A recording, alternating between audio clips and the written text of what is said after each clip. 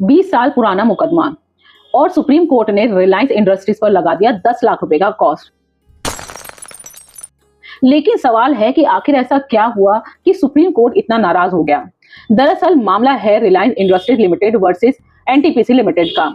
साल 2005 में NTPC limited ने रिलायंस इंडस्ट्रीज के अगेंस्ट एक सिविल सूट फाइल किया था, जो कि नेचुरल गैस सप्लाई अग्रीमेंट से जुड़ा था।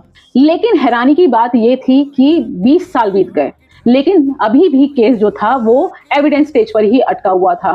देन सुप्रीम कोर्ट ने ऑब्जर्व किया कि प्रोसीडिंग के दौरान जो अलग अलग प्रोसीजरल ऑब्जेक्शन और एप्लीकेशन की वजह से लिटिगेशन डिले हो रही थी और उसी वजह से जो केस था आगे नहीं बढ़ पा रहा था। और लेटेस्ट मैटर में भी रिलायंस ने हाई कोर्ट के एक ऑर्डर को सुप्रीम कोर्ट में चैलेंज किया था।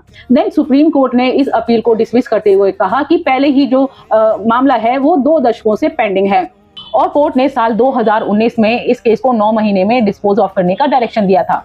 लेकिन इस डायरेक्शन को दिए हुए भी 7 साल से भी ज्यादा बीत चुके हैं।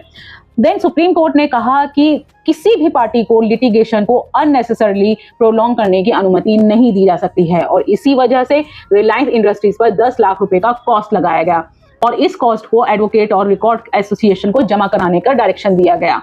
ये केस लॉयर और लिटिगेंट्स के लिए एक लेसन है, क्योंकि लिटिगेशन में हर प्रोसीजरल रेमेडी का इस्तेमाल केस को डिले करने के लिए इस्तेमाल नहीं किया जा सकता है, बल्कि इसका इस्तेमाल जो है वो जेन्युइन लीगल ग्रीवेंस के लिए इस्तेमाल होना चाहिए।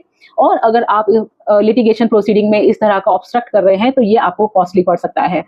अब मेरा सवाल आपसे है कि 20 साल पुराने केस में जो कॉस्ट लगाई गई वो इतनी होनी चाहिए थी या इससे भी ज्यादा होनी चाहिए थी? अपनी लीगल ओपिनियन मुझे कमेंट सेक्शन में जरूर बताएं।